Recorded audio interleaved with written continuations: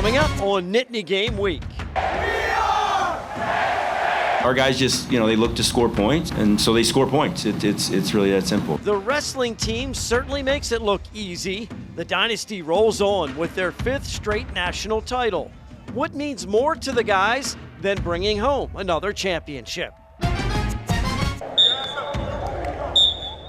Every time you go out to practice or every time you go to a meeting, these are teaching opportunities. Coach Campbell and his staff are in full teacher mode as spring practice begins. Why there are a bunch of one-on-one competitions taking place during the team sessions. I don't care what the stat sheet says. I don't care who's on your team. If we're willing to outcompete you, then that's what we're going to do. And the Nittany Lions pushed the defending national champs to overtime in the Frozen Four semifinals. How a narrow defeat can continue the program's ascent in women's hockey. This is Nittany Game Week.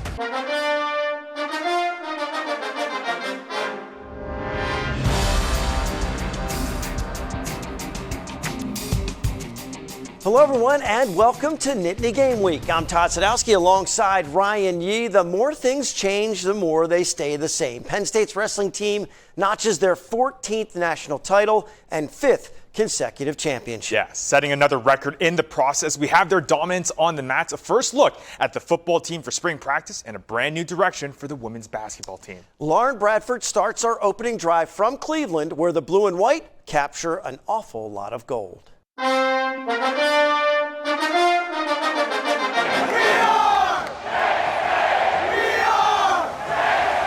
The NCAA Team Wrestling Championship is coming home to State College once again. We train hard and do the right things, do the best of our ability, and things will work out. Penn State fans didn't even have to wait until the final session to watch the Nittany Lions capture their 5th straight team championship. Based on points alone, PSU locks up the title before the finalists take the mat. The Nittany Lions add to their total to break their own NCAA points record for the 3rd straight season. Our guys just, they look to score points, and so they score points. It's really that simple. With the team title out of the way, it's time for individual glory. Shane Van Ness's perfect season comes to an end with a 2nd place finish at 149. Penn State's first individual champ, to no surprise, comes at 165 as Mitchell Messenbrink picks up the 20-4 tech fall, clinching his 2nd national championship. This year I really just wanted to enjoy it, and I did not come to do my will, but to do the will of the one who sent me. The Nittany Lions 1-2 punch delivers as Levi Haynes secures the 2-1 decision to win at 174. It happened the way it was supposed to, and maybe fans don't find that super appealing or whatnot, but if you've been around wrestling, you kind of understand that high IQ chess match out there with styles and game plans and stuff. So you can appreciate that match if you've been around the sport long enough. Rocco Welsh comes up just short at 184 before Josh Barr turns last year's silver into gold. I remember being in the tunnel last year and being so grateful that I got to compete. I remember that moment, and I got a lot of gratitude right before I walked out there, and just really thankful and grateful to be here, grateful that the Lord's blessed me with the talents that he has, and it's only right that I give back to him because all this is his and all this is going to come and go, but Jesus Christ doesn't. Last to take the mat is Luke Lillidahl at 125, who wins his first title with a 2-1 decision. This year, for me, it was obviously wanted to win the Nationals, but I wanted to put a stamp on, that 125 is my weight class for the next 2 years, and I feel like I've done that. While the success speaks for itself, the real takeaway from the weekend is the realization that maybe the key to becoming a champion is understanding that a championship isn't everything. Sometimes it takes obtaining the goal to realize that the goal is not the thing to be obtained. When I look back on these times with these past, this past year, I know it won't be anything about bonus points or winning. It'll be about sitting in my hotel room with my dad and my mom and my siblings. I'm not motivated to be an NCAA champion. I'm really not. I'm motivated to serve Jesus, to be the best I can be every day in all that I do. It's not about the finish. It's not about first, second, third, whatever. It's about just being the best I can be. Their best results in 4 unbeaten NCAA individual champions on the way to clinching Penn State's 5th straight title and 13th in the last 15 championships. Lauren Bradford for Nittany Game Week. Thanks, Lauren. It's one of the sure signs that spring is finally here. The Nittany Lions back on the practice field. We get our first look at Coach Campbell and his staff working with the team that will usher in a new era of Penn State football. Spring has sprung. Penn State football is back on the field. Go! There you go. Back it out! A new leader in head coach Matt Campbell. A new era that comes with change. I think every year, even in a spring practice setting, every year it's going to look a little different just based on where you're at. So I don't think it's so foreign to me in terms of starting back over. But I do think, aligning everybody, making sure we're slowing right now is really the process for us. Most notably, morning practices are on the docket. I love the morning practices, honestly. Wake up and you get straight to it. I think it's very similar to like an 11 a.m. kickoff. Kind of gets you ready, get you going, and get your mind triggering fast. It's an area for me that I've really become convicted on, that it is absolutely the best thing for student athletes. It gives our young men a start to their day, which is huge, and it starts with breakfast. It starts with the opportunity to be in a engaging environment, and I think what we got with it is academically you saw everything skyrocket.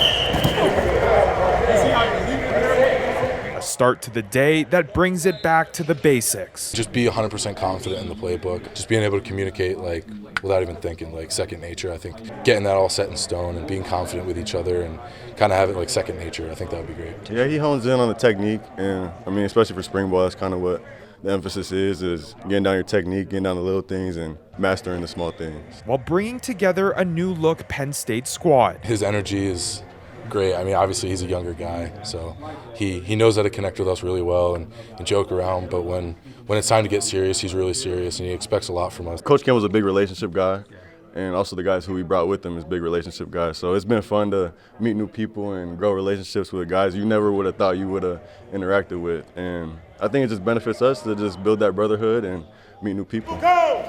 There you go! Pushing each other this spring so that wins come in the fall. There's a lot of competition in the room. Nobody knows what's set in stone, so just keep your head down, keep plugging away, and just stay together.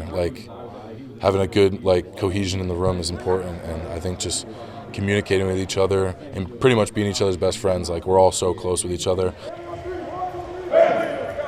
And the football program is not the only one with a new leader. It is a homecoming for a former Lady Lion basketball player. Tanisha Wright takes over the women's program and is reintroduced to Penn State fans earlier this week.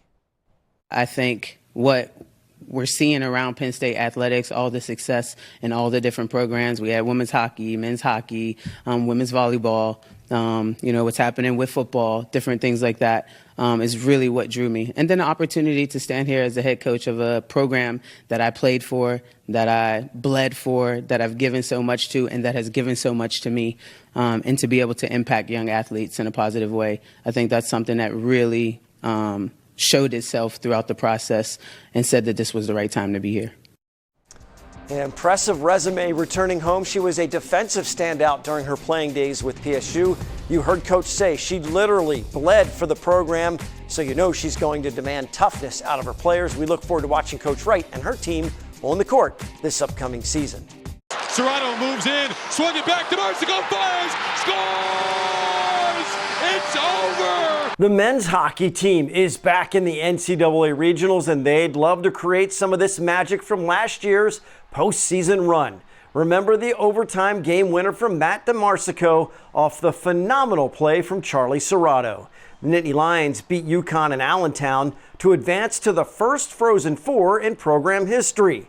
No sneaking up on opponents this time around. It's different for this program than we've had to deal with before.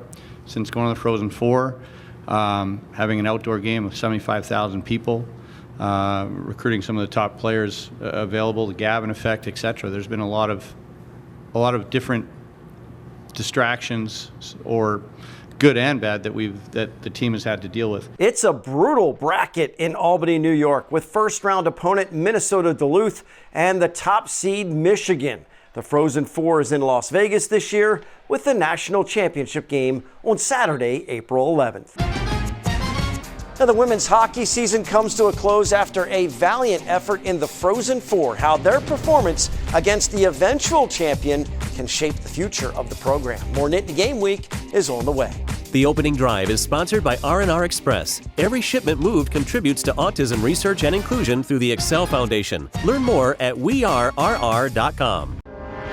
Nittany Game Week is brought to you by West Shore Home, official partner of Penn State football. And we're back on Nittany Game Week. The women's hockey season is now complete. One thing is obvious. Penn State was closer than ever to winning a national championship. League champs again, first ever women's Frozen Four appearance, and in the semifinal, they take the defending and eventual champ Wisconsin to overtime before they fall 4-3. A breakaway opportunity. It's Janicki in alone. Janicki scores! Tie game! It's probably the most electric moment in Penn State women's hockey history. The Nittany Lions force overtime against the most successful program in the sport, Wisconsin. The captain, Tessa Janicki, is highly motivated against the Badgers, and they're very aware now that PSU is on the rise. She's, grew up close to Wisconsin. The Badgers, I don't think, paid attention to her. And so I think, she was on a mission tonight. She willed us along. That was more important to her than her points. So I really respect that for her, and bringing others along with her. As we've always told our players, when you're trying to end somebody's season, it's not easy. And I give them a lot of credit because they played very, very well in the third period.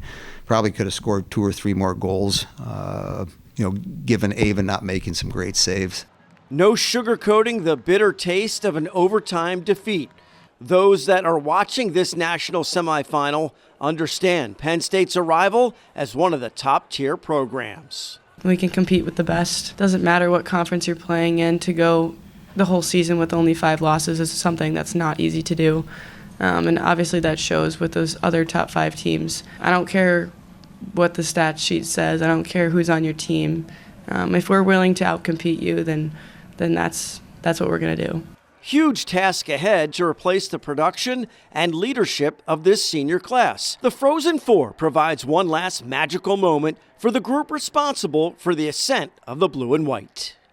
It was a perfect mix of excitement with intensity that we had this week, and I think it did show on the ice. And I mean, obviously the result isn't what we wanted, but everything that led up to this week was just so much fun, and doing with these girls and this team was just the best experience ever. Over to men's lacrosse, a Big Ten conference opener to remember at Panzer Stadium. The number 9 ranked Nittany Lions play host to the 11th ranked Maryland Terps, an opponent they have never beaten at home. A crowd fitting for the occasion, a program record 2,532 fans on home turf. We start in the first quarter. Luke Wallstrom has it up top, feeds midfielder Chase Robertson on the left wing, who rips a shot. Bouncer goes between the Terps' tendies' legs. PSU gets on the board first, all while preventing Maryland to even get off their first shot. Later in the first, we are back knotted up at 2. This time, Mark Waters brings up the right side, keeps it himself, drive towards the net, and quick shot finds the back of the cage to put the Nittany Lions back up 3-2. Penn State goes on a run, scoring the next 4 goals. And as the time runs down, holding a 10-6 lead, just resilient defense. With a couple lucky bounces off the bar, the blue and white keep the Terps off the board to finish it off. Penn State open up their conference play with a win and beat Maryland for the first time at home in program history. And let me tell you, the Big Ten Conference schedule doesn't get any easier. Some tough opponents coming up for the Nittany Lions. 3 out of 4 ranked matchups all on the road. Up next, a Saturday matchup with 7th ranked Ohio State. Lacrosse powerhouse number 12 Johns Hopkins after that. Back at home for Michigan before a season finale against 16th ranked Rutgers. Up next, our Impact interview. We speak to the panelists at the Leaders to Lions Symposium. What message they deliver to student athletes about building their brands off the field. Nittany Game Week returns after this. Impact Interview is sponsored by the Pocono Mountains, where small-town charm meets big adventures. Book your trip today by visiting PoconoMountains.com. Welcome back to Nittany Game Week. The college experience should make an impact on student athletes on and off the playing field. That's one of the main goals for Penn State's Brand Academy. As part of its annual Startup Week, they hosted their second ever Lions to Leaders Symposium with alumni panelists. Our impact interviews are with those panelists who gave the athletes their strategies on building teams, companies, and brands. Well, first of all, I love Penn State. I'm a very proud Penn State alumni, and any chance I get to come back, I'm taking it. This community and this place has done so much for me, so to give back, to be here a couple hours and it's only a 3-hour drive, like I'm just thankful for it. I'm honored that they would have me back, and I love connecting with Penn State athletes because that was me like a year ago. I was a Penn State athlete 3 years ago, but I was an athlete a year ago, so to get to connect with them and share some wisdom and just show up for them in the way that others used to show up for me, never going to turn that down. For a lot of these events, you always have to know your audience, and for this particular audience, you're the student athletes at Penn State. What was the message that you wanted to make sure they walked away with today from you? That's a great question. I think I wanted them to leave knowing that they have worth and value both in their sport and outside of their sport, both in NIL and just as a person. And so I tried to convey that with both advice and wisdom. Like, number one, you're worth more than the stat sheet. Number two, advocate for yourself and know that you're also worth NIL money, and advocate for yourself, sell yourself, like believe that you can offer brands something. So look, the 20s are for figuring things out. I mean, that's just how, that's right. That's just how a lot of it works. So for you today, what did you kind of take away from? What were some of the things that maybe perked up your ears to say, okay, that's something that I can apply in my journey? I was definitely learning as well from both of them. And I think the biggest takeaway I have is that everything takes time. I'm 1 year post-grad and feel like I have to have everything figured out, and I don't. Things start small, things take time, and just to keep sticking it out for my dreams and just give it time and see where it goes. Symposium, you're invited Lions to Leaders. Why was it important for you to come out and represent the company, but just as a Penn State grad, what was important about being a part of this event? Yeah, so anytime I get the opportunity to come out, especially speak to young people, tell a little bit about my story, how we were able to, get our name on the field over here. Hopefully it can inspire somebody to think big and try to do something big. The name on the field, what has that changed for you as far as relationships go, maybe within Penn State or even within a group like this, because they can connect it. If they weren't familiar with the company before, they certainly are now. Yeah, absolutely. Our relationship with the university is not just athletically, it's also academically. I know currently we have, I think, 12 or 14 interns from their applied AI program. This summer we'll have 30, 40, 50 interns from all of our departments, supply chain and talent acquisition, HR, from Penn State. So the relationship's athletic, it's academic, and it's also philanthropic. Well, you had an audience of student athletes. So how did you kind of carve your message to that particular audience today? Yeah, so I wasn't personally a student athlete here. I learned a lot about myself in my years here, but the perspective I think I could bring is as an employer. When I'm looking at a resume, when I'm interviewing somebody for a role, if they were a student athlete, I'm automatically going to give them, a little bit of a leg up because I know they have discipline. I know they're going to be competitive. I know they can, integrate into a team. So some of our most highest performers in my business, in my organization, were former student athletes. Why come all the way from California to do this, and why was it important to you to be part of this symposium? I mean, it's a great opportunity to pour back into student athletes and some of the things that mentors and coaches have poured into me. And, I blinked and now I'm 46 and I'm realizing like I have a lot of life experiences and within sports and out of sports. So I just want to be able to give an opportunity to give back. I thought it was really interesting what you were talking about, entrepreneurship. What is that drive like to be an entrepreneur? And for people that think, hey, I want to run my own business, what are some of those things that they need to consider and keep in mind if that's a route that they want to go? Being an entrepreneur, like I shared earlier, is spelled R-I-S-K, risk. And when I started out, it wasn't like, I want to be an entrepreneur. It was, I don't want to work for anybody. I was tired of people telling me what to do. I realized it was all on me. I started with a grassroots nonprofit and I started developing curriculum, and now community started depending on me. And then it morphed into, more opportunities with speaking. And then now I run a Chick-fil-A in Orange County, California, and I have almost 100 employees that count on me. But there's a lot of risk, like I said, in owning your own business, and being able to have good systems to help you stay on track has really been beneficial for me. A lot of helpful information in the symposium. Make sure you go to NittanyGameWeek.com for all of our Impact interviews, along with other web-exclusive content like our Nittany Connect network of businesses. Don't go anywhere. Still to come, a dollar dog victory for the baseball team when you can show up and scarf down some dogs at the ballpark. We're heading into the final minutes on Nittany Game Week. Nittany Game Week is brought to you by West Shore Home, official partner of Penn State football.